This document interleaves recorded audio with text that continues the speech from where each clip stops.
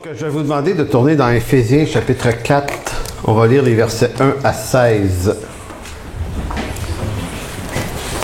C'est une suite de la dernière fois que j'ai amené la parole ici. La dernière fois, c'était le 21, je pense, le 21 juillet. Donc, vous vous souvenez, ceux qui étaient là, on avait parlé du lavement des pieds et on avait tenté de voir à travers cette histoire-là, de Jean chapitre 13, l'instruction qu'on peut en tirer. Outre le fait qu'il ne s'agit pas simplement de s'amener des chaudières d'eau, de se laver les pieds pour simplement recréer une espèce de rituel. C'est la raison derrière le rituel, c'est l'intelligence derrière le propos qui est important à retenir dans cette histoire-là.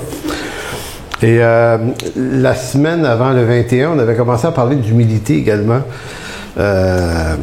Et on avait établi une idée assez simple au fond, c'est que l'humilité, la qualité de l'humilité, c'est rien si c'est pas si ça s'inscrit pas dans un rapport avec l'autre. On peut pas être humble tout seul. Ça donne absolument rien. Comparaison, c'est la générosité. On pourrait penser qu'on est généreux, mais si on n'a personne à qui donner, ça donne absolument rien d'être généreux. En fait, ça trouve aucun sens. Donc, c'est la quête du sens des choses qu'on prétend vivre qui est importante avec l'Évangile, parce qu'on est appelé à mettre des choses en pratique. Donc, on ne peut pas simplement se gargariser à les entendre et à trouver ça intéressant. C'est que ça trouve son application dans la vie de tous les jours par la suite. Et le choix de l'Église ici en chemin, c'était cette idée que on est en chemin, donc on ne se prétend pas arriver quelque part, mais on se prétend en chemin, toujours dans la découverte des choses, mais aussi en chemin dans ce que Dieu présente dans nos vies, ici et là, dans la vie de tous les jours. Donc cet après-midi, demain, après-demain, il va se passer des choses dans nos vies qui vont être le fruit de la souveraineté de Dieu et de rencontres qui ne sont pas du hasard. Il n'y a pas de hasard avec Dieu. Il y a juste des dieux silence. Et tout ça pour dire que on marche avec lui et on doit toujours être conscient de ça. Et l'humilité s'inscrit dans ce rapport avec les autres, c'est-à-dire ces autres personnes qu'on pourrait rencontrer ici et là, ces autres personnes dans nos propres familles. Et on avait vu l'importance de comprendre la définition de l'humilité à partir du langage de Paul, parce qu'on peut s'en donner des définitions, nous autres aussi, aujourd'hui, en 2019.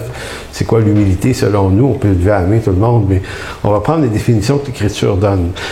Maintenant, dans ce contexte-là, l'apôtre Paul adresse à Éphèse une instruction à partir du chapitre 4 et à soit dit en passant, à partir du mois de septembre, quelque part en septembre, on va commencer une série, on va parcourir la lettre aux Éphésiens, texte par texte, sujet par sujet, avec différents enseignants ici.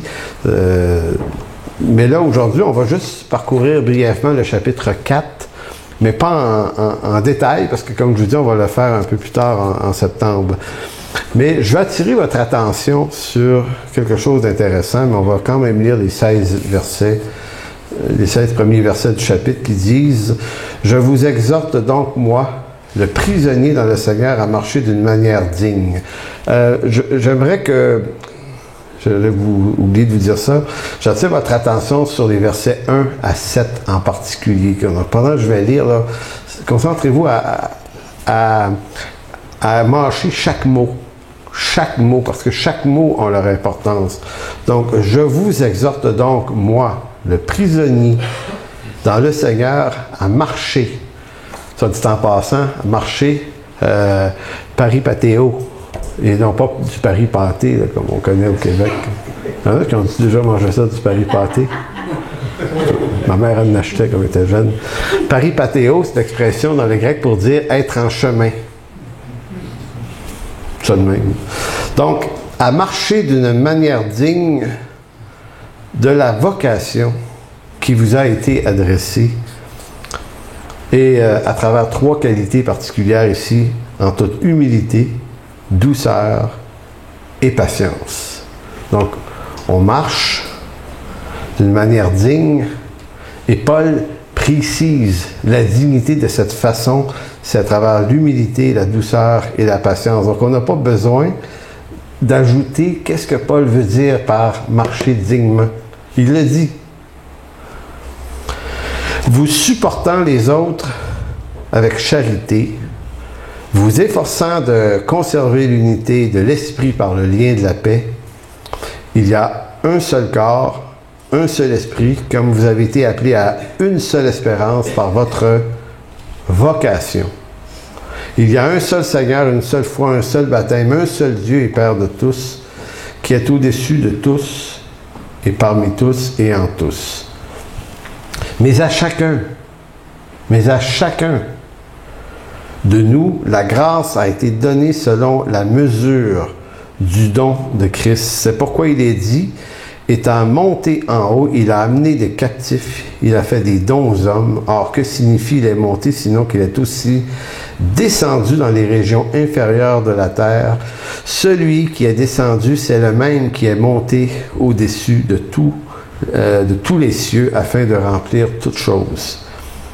Et il a donné les uns comme apôtres, les autres comme prophètes, les autres comme évangélistes, les autres comme pasteurs et docteurs. Pourquoi?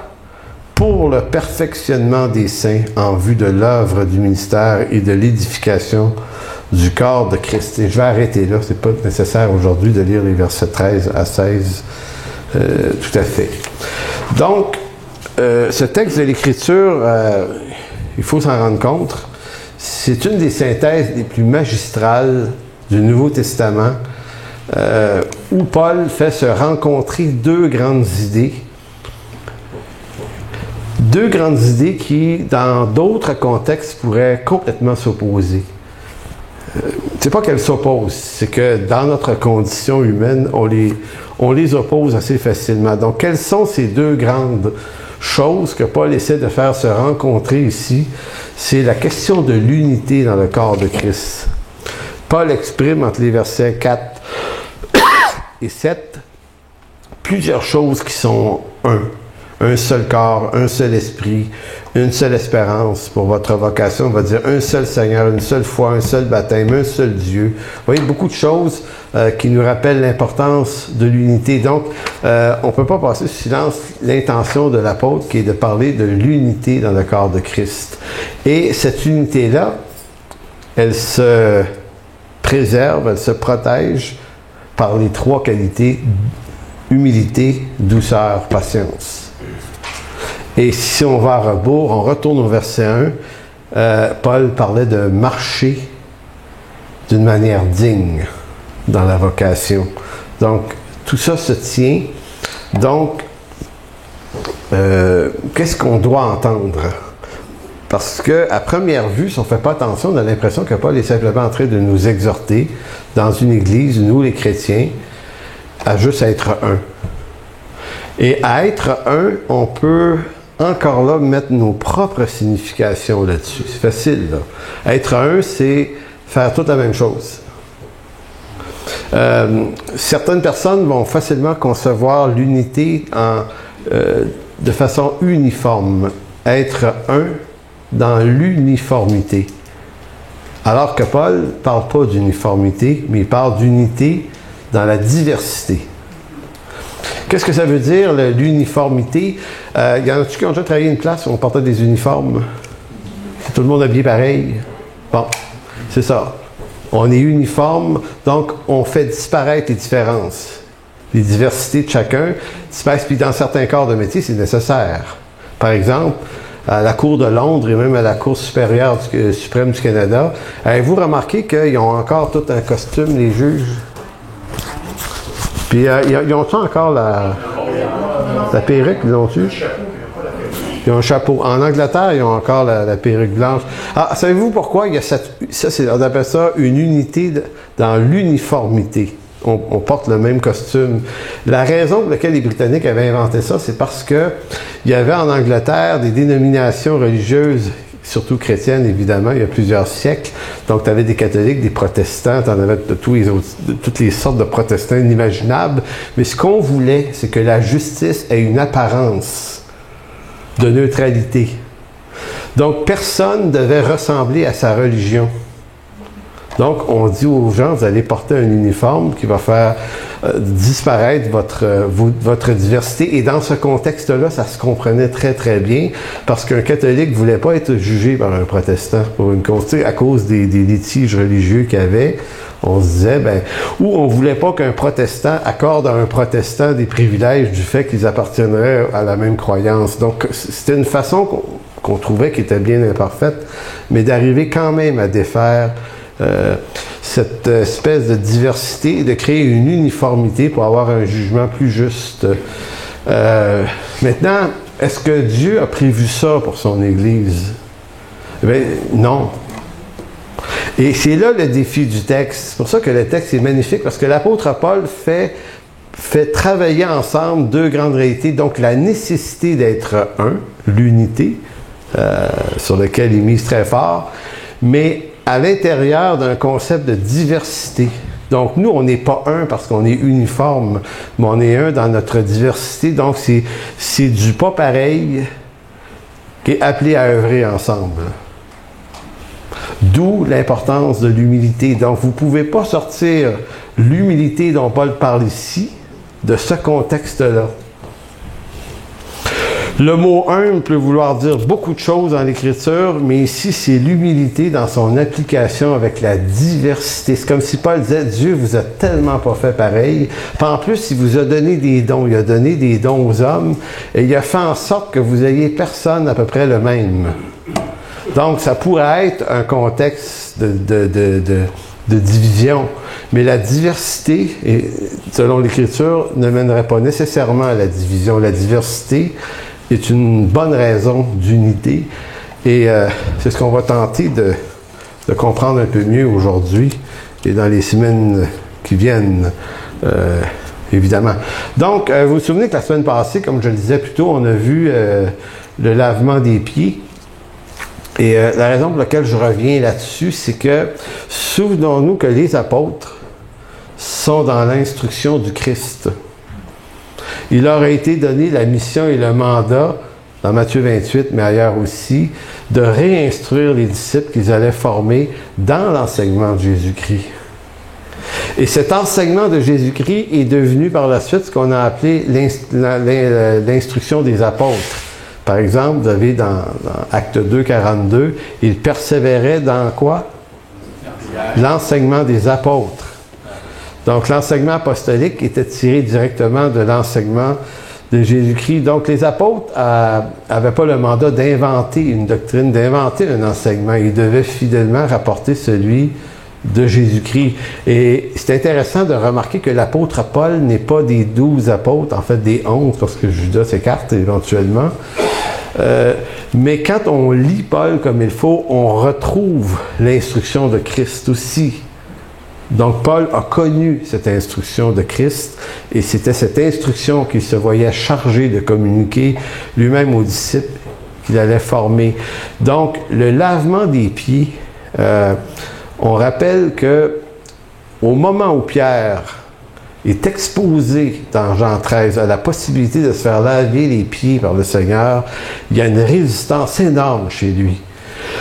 Vous et moi, aujourd'hui, en 2019, on est dans un monde on est dans la doctrine de l'égalitarisme. Tu sais, l'égalitarisme, c'est une valeur qui est au-dessus de tout, alors que c'est juste une valeur philosophique qui passe, comme tant d'autres.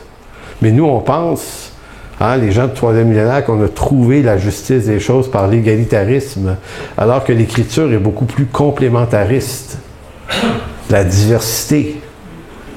La beauté de la diversité. Dans l'égalitarisme, tu fais disparaître la plupart du temps la diversité, puis tu uniformises les choses. Mais ça, on ne va pas là-dedans ce matin, c'est une trop grosse affaire.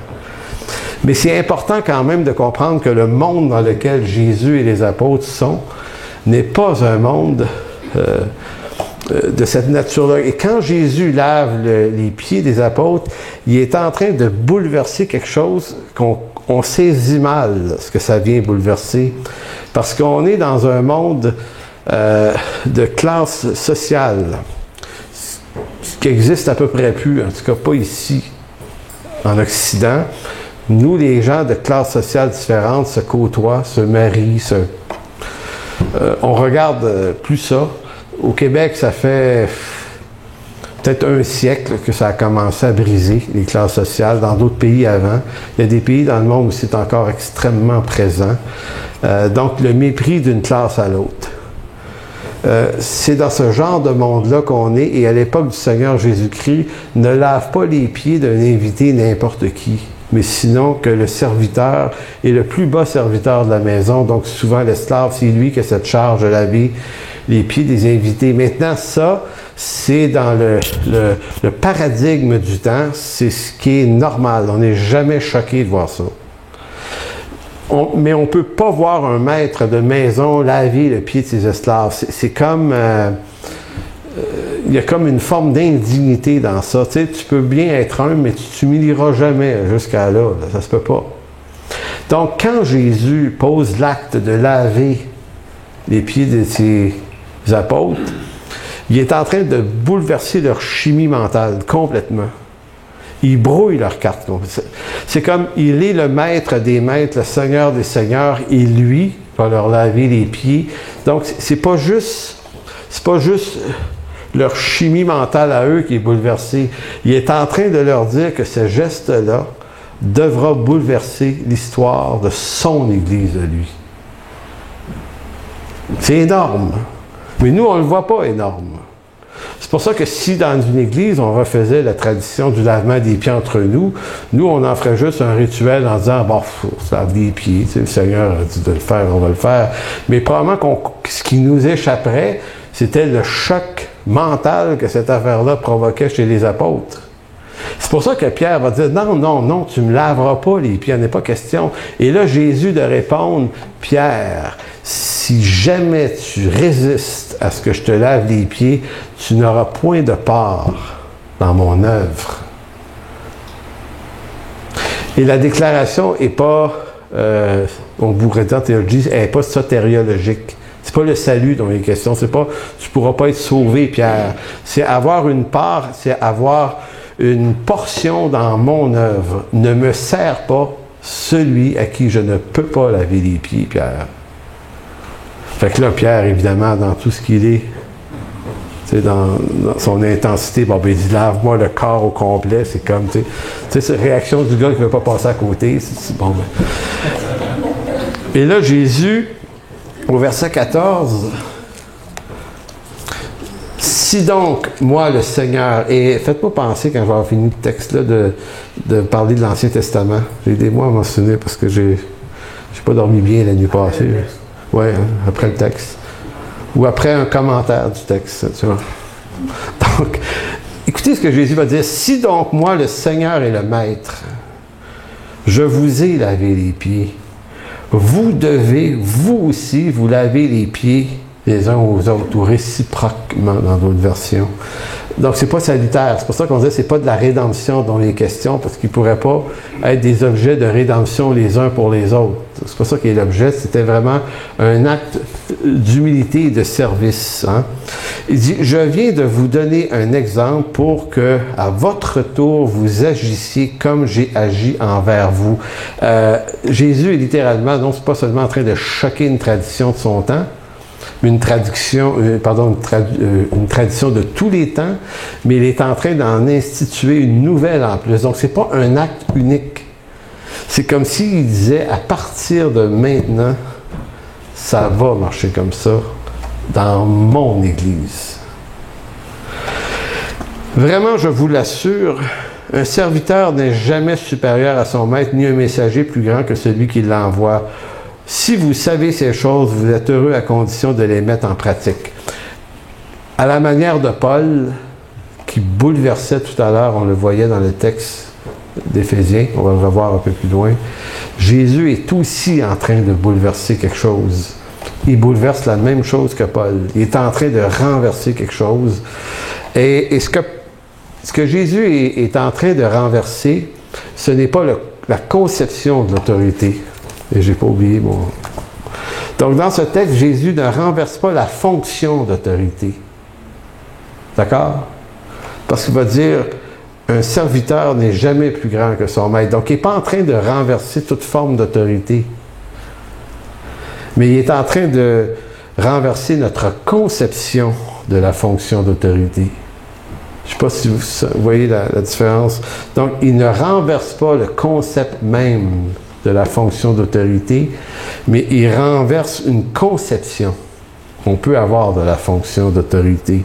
Autrement dit, le maître le plus grand ne cessera pas en Jésus-Christ d'être le maître s'il est le maître. Mais dans l'économie de l'Église, le plus grand, le maître, montre la réelle grandeur de sa direction, non en dominant, mais en servant. Donc il y a encore des maîtres, mais les maîtres, dans cette nouvelle économie-là, sont des serviteurs. Et il le dit de plusieurs autres façons. Tu sais, si vous ne pouvez pas être comme ses petits-enfants, vous ne pouvez pas entrer dans le royaume de Dieu. Donc il y a beaucoup d'allusions que Jésus va faire à cet égard. Donc, ce qui nous amène à l'idée, si on veut être transformé à l'image de Jésus-Christ, parce que c'est le grand fantasme de tout chrétien, il dit, moi, je veux ressembler au Seigneur, je voudrais être de plus en plus semblable à lui, mais à quoi on va être semblable? Quand l'apôtre Paul dit aux Corinthiens qu'on est transformé de gloire en la même image, c'est quoi l'image qu'on s'est mis là, qui devient l'image qui nous tente, qui nous attire, à quoi on veut ressembler? Mais on ne peut pas avoir d'autre image, en réalité, que l'image du Christ humain. C'est cette image-là dont il est question, celle du Christ serviteur. Et de toutes les autres images.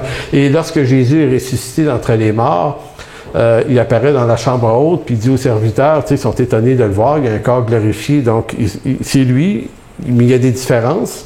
Mais il leur dit, vous pouvez mettre les doigts dans mes trous, les gars, vous pouvez... il va dire, donnez-moi à manger, donnez-moi à boire, je peux manger. Donc, c'est un corps d'homme réel. Il est ce premier corps d'homme régénéré d'une nouvelle création. On voit ça dans Colossiens. Le premier-né d'une nouvelle création s'appelle Jésus-Christ. Et si vous voulez savoir quelle sorte de corps on aura un jour, bien, lisez le peu de choses qui est dit sur le corps de Jésus-Christ après sa résurrection, et vous aurez et j'aurai ce corps-là exactement. Intéressant. Il passe à travers les murs, quand même intéressant. L'Ancien Testament, qu'est-ce que ça vient voir dans ça? Mais parce que ce que je suis en train de vous dire, c'est que Jésus-Christ a bouleversé des choses. Paul bouleverse des choses aussi. Mais qu'est-ce qu'il bouleverse dans le monde des Juifs? Et là, ça touche en particulier à Éphésiens chapitre 4. C'est que les dons, les appels et les vocations dans l'Ancien Testament, elles appartiennent à des lignées. Vous ne pouvez pas choisir d'être souverain sacrificateur à moins que vous soyez de la descendance de Aaron. Donc, si vous êtes né dans la tribu de Dan, tu veux dire, j'ai à cœur de devenir un souverain sacrificateur, va pas appliquer. Va pas là. Tu peux pas ça. Vous comprenez? Donc, c'est de père en fils, c'est la tribu d'Aaron. C'était la même chose pour les chantres. Les chantres n'étaient pas nécessairement de la descendance d'Aaron, mais devaient être de la tribu de Lévi. Fait que c'était ça. Ça ne veut pas dire qu'un autre gars ne peut pas sortir sa guitare, chanter un cantique de temps en temps. Mais officiellement, dans les officialités entourant les procédures du temple, ça prenait absolument ça prenait des Lévites pour transporter l'arche. Vous vous souvenez de l'histoire du gars qui est mort en voulant aider Dieu? J'oublie tout le temps son nom, lui, c'est l'histoire de David là, qui voulait ramener l'arche de Ashdod, puis qu'ils l'ont mis ils ont mis le coffre sur un truc avec des vaches, là, puis il y a un gars, quand le coffre a voulu verser, il y en a un qui a voulu l'empêcher de tomber, puis il est mort foudroyé. Et là, David est en colère. Mais tout ça, c'était que David aurait dû repenser ce que l'Écriture disait. Seulement des Lévites avaient le droit de transporter l'arche. Donc, l'Ancien Testament est bâti comme ça. Si vous voulez être de la descendance messianique en Israël, vous devez être de la lignée de David, absolument de la tribu de Juda. On ne peut pas autrement. Donc, on est dans un monde où les appels et les vocations appartiennent à des lignées. Et ce qui est révolutionnaire dans l'Église, c'est qu'on sort complètement des lignées. Et quand l'apôtre Paul parle des vocations, et si on revient dans la lettre aux Éphésiens, il n'y en a plus de lignées. À la limite, comme dit la lettre aux Hébreux, on est tous une race de sacrificateurs. On est tous ça. Plus de lignées. ça change énormément d'affaires. Donc l'humilité n'est pas une qualité en soi, je l'avais dit plus tôt, mais est une valeur qui prend son sens dans le rapport à l'autre. Et c'est ça le contexte d'Éphésiens chapitre 4. C'est pas autre chose que ça. L'humilité, la douceur, la patience, les qualités mentionnées par Paul sont dans le contexte de l'humilité, mais dans le rapport à l'autre et notamment dans le rapport vocationnel. Donc l'humilité de Christ, posée par l'acte du lavement des pieds, vient briser l'image d'une conception qui était une conception qui relevait du temps de la chute adamique. Donc, dans cette conception-là, qui était adamique, donc sans Christ, les concepts d'autorité dans le monde se sont développés de façon, on pourrait dire, par autoritarisme. L'homme sans Dieu développe une forme d'autorité, une forme d'autoritarisme. Dans la version de l'homme restauré en Jésus-Christ, ce qui est marquant, c'est que l'homme, puis on pourrait faire cette différence-là, l'homme naturel aime posséder. L'homme naturel, sans Christ, aime posséder et exercer le pouvoir pour être servi, alors que l'homme spirituel use de ce même pouvoir, lui, maintenant, pour servir. Donc, la sagesse de Dieu dans Éphésiens 4 tend à concilier, comme on le disait plus tôt, deux grandes idées. Comment ces fonctions d'autorité peuvent-elles se concilier avec la diversité? Fait que retournons au chapitre 4, verset 1. On va juste le lire un petit peu plus lentement et comprendre ça à quoi Paul veut nous amener. Donc, il va dire, « Je vous exhorte, moi le prisonnier dans le Seigneur, à marcher d'une manière digne. » Donc, vous avez dans certaines traductions à vous conduire d'une manière digne ou à marcher d'une manière digne. Le mot digne, axios, dans le texte original, le mot axios, c'est un mot qui veut dire de poids égal. Donc, la manière digne de marcher, c'est-à-dire que la vocation que vous recevez, vous devez en être porteur de la qualité aussi. C'est comme si Paul disait, on ne peut pas prendre à la légère la fonction à laquelle Dieu nous appelle. Donc, notre marche de vie, la qualité de la dignité de notre marche de vie doit correspondre aux attentes de cette vocation. On ne peut pas, en d'autres mots, toujours invoquer la grâce. Trop facilement. À un moment donné, si on n'est pas capable de rentrer dans cet appel et cette vocation, il vaut mieux y renoncer. C'est comme extrêmement sérieux ce que Paul essaie de nous dire ici, là. Donc, il ne traite pas ça avec une grâce à bon marché, en disant c'est important, les gars, les filles aussi, que la marche à laquelle on est appelé doit être digne de la vocation qu'on a reçue. Mais le calcul ici, c'est que tous n'ont pas la même vocation. Donc ici, Paul ne s'adresse pas à l'Église dans sa totalité. On peut penser ça dans Éphésiens 4, mais ce n'est pas ce qui me semble, pour une raison très très simple. Et vous allez voir. Je vous exhorte, moi donc, le prisonnier dans le Seigneur, à marcher digne, d'une manière digne de la vocation. Il mentionne le domaine à laquelle cette dignité est appelée. La vocation, ici, encore là, le mot original, dans le texte original, c'est le mot « appel ». On a reçu de Dieu des appels. Donc, l'humilité et la douceur qui est nécessaire pour marcher dans cet appel, c'est en rapport avec la vocation. C'est pas comme si Paul adressait à toute l'Église. Puis, il y a d'autres textes qui vont adresser ce genre d'exhortation à toute l'Église, de marcher d'une manière digne dans le Seigneur, évidemment. On est tous appelés à ça. Mais ici, c'est plus précisément en rapport avec ceux qui vont exercer dans l'Église des vocations. Donc, je continue. Donc, marchez digne de la vocation qui vous a été adressée en toute humilité, douceur, avec patience, vous supportant les uns les autres avec charité, vous efforçant de conserver l'unité d'esprit par le lien de la paix. Donc, comprenons ici que l'apôtre Paul nous parle qu'il y a des vocations qui vont être données et que ces vocations-là vont être diverses, mais qu'elles doivent être gérées dans l'humilité parce que la diversité peut facilement amener la division.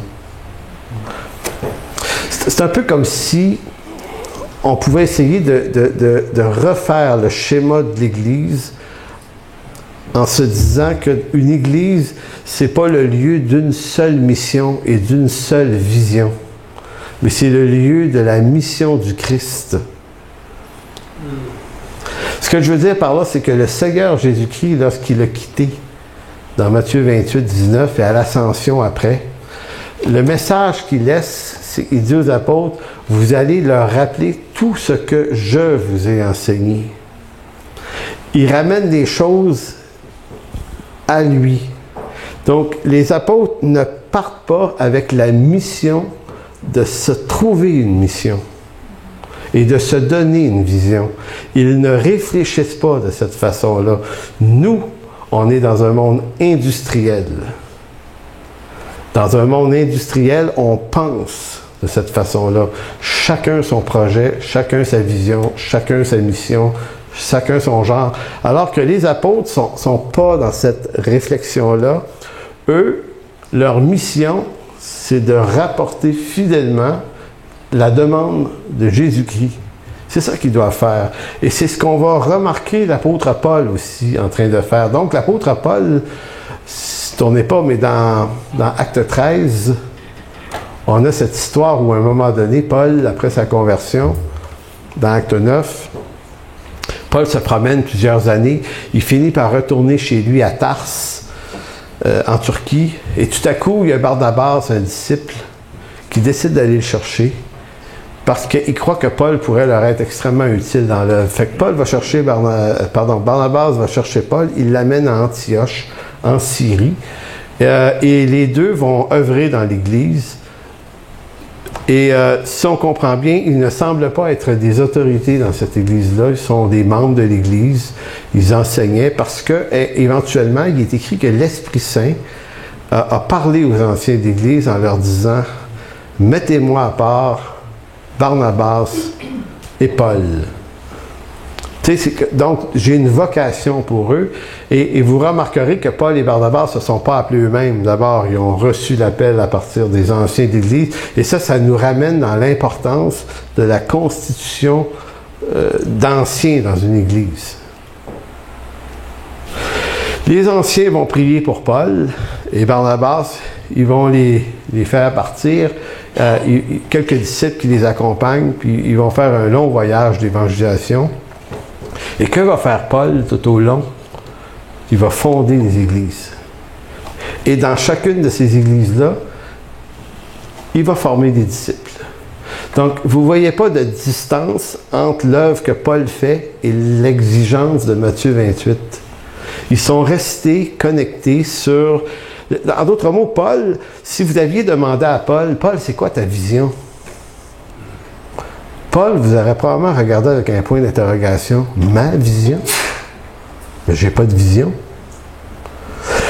Si j'ai une vision, c'est donc que je suis en train de me créer un couloir en parallèle avec celui de Christ. Ma vision et ma mission, c'est de glorifier Jésus-Christ. Donc, vous entendez pas Paul, à partir du moment où il est reçu à la fois comme apôtre, mais qu'il est envoyé fonder des églises, est en train de penser, qui est en train de se faire une chose à lui.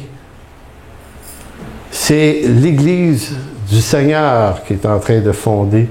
Donc, vous entendez pas Paul qui revient à Antioche, parce qu'il revient éventuellement donner des comptes de ses voyages, de tout ce qui s'est passé. Puis il est écrit dans le livre des Actes un peu plus loin que tous ont glorifié Dieu, dans Acte 15.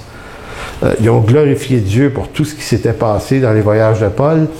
Et jamais Paul aura la tentation de dire « c'est avec moi ça se passe ».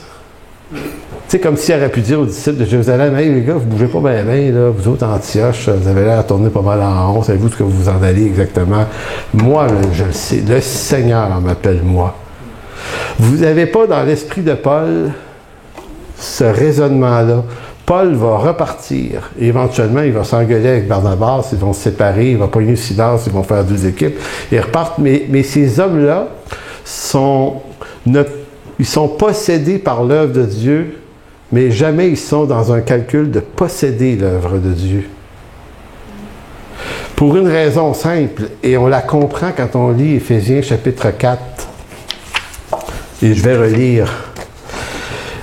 Verset 4 du chapitre 4, il va dire « Il y a un seul corps », parce qu'il disait qu'il faut garder l'unité par l'esprit, l'unité de l'esprit par le lien de la paix. Il va dire « Il y a un seul corps, un seul esprit, vous avez été appelés à une seule espérance par votre vocation. » Donc, il y a quelque chose qui compose l'unité de l'Église. Une Église, là, c'est une diversité qui s'unit. Et nos vocations doivent servir cette même espérance. Vous savez, on a une même espérance, une seule espérance par votre vocation. Donc, ma vocation, votre vocation pourrait nous amener dans des appels différents, mais dans une même œuvre. Pour vous le dire autrement, il faut que l'œuvre, la grande œuvre, soit celle de Christ et non la nôtre. Voici pourquoi. Nous, on est dans le monde industriel, je vous le disais tout à l'heure, et dans le monde industriel, ça nous a formaté à réfléchir en vase clos, en clan. Admettons, par exemple, qu'il advienne un jour que un jeune homme ici soit appelé à aller dans l'œuvre missionnaire et qu'il est nécessaire de lui payer des études. Tu sais, on voit ça des fois, là, tu donnes une bourse puis tu envoies un jeune étudier dans un collège, je ne sais pas, américain quelconque. Dans la pensée, dans notre pensée à nous, on se dit, si on te le paye, tu reviens ici. Pas vrai? Tu reviens ici. Tu sais, tu reviens à nous parce que nous, on investit, il faut que ça nous serve. Vous ne trouverez pas cette réflexion-là dans le Nouveau Testament. Les croyants ne se voient pas propriétaires des appels et des vocations que Dieu donne. Donc, est-ce que ce ne serait pas plutôt que le jeune homme si ancien de l'Église, mettons qu'on se met dans le schéma d'Acte 13, si c'est l'Esprit de Dieu qui nous conduit ensemble à penser qu'un tel a tel appel dans sa vie et que ça nécessite qu'on le soutienne dans ça, on le soutient dans ça et c'est pas obligé qu'il nous revienne. C'est-tu pas assez fantastique, ça? Il faut qu'il revienne à Christ. Il faut que le don de ce jeune homme-là, ou de ce couple-là, ou de ces gens-là, ça soit un don à Christ. Ça n'a pas à être rentable pour notre maison. Et si on ne peut pas se débarrasser de ces carcans-là, on arrive mal à gérer l'œuvre de Dieu parce qu'on est dans un monde industriel très, très clanique. Les choses nous appartiennent. Et, regardez, si vous allez dans un parc industriel, dans toutes les villes en ont, là, vous avez sur une même rue un paquet d'entreprises. Donc, voici comment on fonctionne au 3e millénaire. Si la 8e entreprise, il y a des problèmes, ça commence à aller mal, puis qu'il y a des pertes d'emploi, les 7-8 autres entreprises de la rue, c'est tous des gens syndiqués, très solidaires, s'en foutent comme dans l'an 40 que la shop va fermer là, à moins que ton beau-frère travaille là, peut-être que là, ça te dérangerait. On n'en a rien à cirer, là, que ça fonctionne pour eux autres ou pas. Vous comprenez, nous, on pense de même. Dans l'œuvre du Seigneur Jésus-Christ, ça ne fonctionne pas comme ça. Il y a une solidarité qui fait que ça te dérange que cette shop-là va pas bien. On n'est pas dans un monde industriel. Donc, l'œuvre du Seigneur, elle est unifiée non pas de façon organique à la façon d'une forme d'industrialisation ou d'une forme d'institution. Elle est supposée d'être unie par le lien du Christ lui-même. Il est le lien de notre affection. Mais ce que je suis en train de vous dire, c'est que des siècles de systèmes politiques, de toutes sortes de valeurs philosophiques qui ont traversé les siècles, nous ont amenés à être des fils et des filles, malheureusement, des valeurs du siècle présent. Donc, on gère l'Évangile à la façon du siècle présent en pensant qu'on est vraiment en train de servir le Seigneur. Et heureusement que Dieu est bon, parce qu'il se sert de nous autres pareil. C'est merveilleux. Non, parce que s'il fallait que le Seigneur se sert de nous seulement si on réussissait de la bonne façon, si on avait... il ne se serait rien passé. Donc, c'est pour ça que Paul va dire... Il fait le marquage de l'unité, un seul corps, un seul esprit, comme vous avez été appelés à une seule espérance par votre vocation. Donc, il y a le point, il y a des choses communes dans une église, l'enseignement des apôtres, la prière, la communion fraternelle, un amour sincère. Paul va dire aux Philippiens, une même pensée, un même cœur. Tu sais, il y a toutes ces choses-là, mais cette unité-là, elle n'est pas en vue de devenir un moule fermé. Cette unité-là permet de donner et d'apprécier la diversité et de la laisser être. Parce que, vous allez voir, il y a un seul Seigneur, verset 5, une seule foi, un seul baptême, un seul Dieu et Père de tous, qui est au-dessus et parmi tous et en tous. Remarquez le début du verset 7. Mais, en d'autres mots, après avoir solidifié la conception de l'unité, Paul arrive avec un mais à chacun de ceux qui sont tous dans les unités des choses auparavant dites, mais à chacun de nous, la grâce a été donnée selon la mesure du don de Christ. Le mot mesure, c'est le mot d'où on tire en français le mot maître. La mesure, un maître. C'est le mot métron.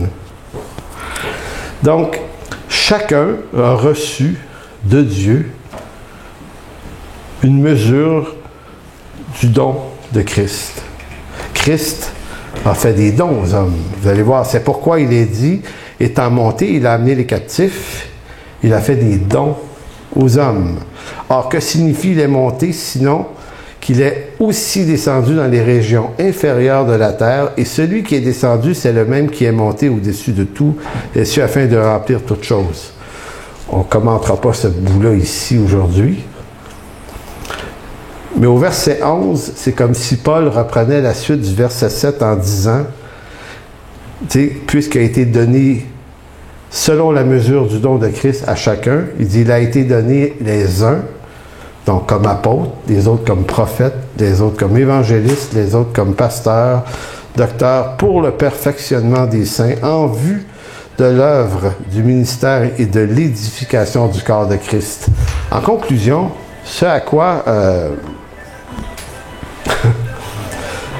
sur quoi je veux qu'on se laisse et qu'on comprenne bien l'idée, la maîtresse ici aujourd'hui, c'est que les dons et les vocations sont ici placés dans le contexte de l'humilité. Pourquoi l'humilité, c'est tellement important? C'est que c'est par manque d'humilité qu'on ne laisse pas les vocations de chacune s'exprimer, se développer. C'est comme si on pouvait dire, l'humilité dans l'Église, c'est d'être capable de se laisser de la place pour découvrir les dons, les charismes de chacun. Et tout ça, ça ne peut pas se faire de façon dans le fouillis total. Il y a une qualité de relation, il y a une qualité d'affection, une qualité de service qui doit être là. C'est pas juste une affirmation de soi-même en disant « Moi, je suis appelé à ça, laissez-moi de la place, s'il vous plaît. » Vous entendez pas l'apôtre Paul avoir dit une affaire comme ça. Paul a servi jusqu'à ce que ce soit des anciens, dirigés par l'Esprit, qui lui disent à lui, Paul et Barnabas, le Seigneur nous a parlé à votre sujet. Donc, vous sentez qu'il y a quelque chose qui vient du fond de l'Église, des anciens et du corps, mais qui à la fois vont humblement donner à Paul et Barnabas l'espace que le Saint-Esprit leur avait dit de leur laisser. Donc, ça renverse énormément d'affaires, puisque nous, on est dans un temps où on préfère avoir notre propre boîte. Et on se crée une vision puis une mission dans cette boîte-là. Et si vous faites partie de ma boîte, vous entrez dans ma vision. On est souvent dans les missions, les visions. On entre dans la vision du pasteur. Donc, ton appel, peu importe ce que c'est, on s'en fout, mais tu vas mettre ça de toute façon au service de la boîte.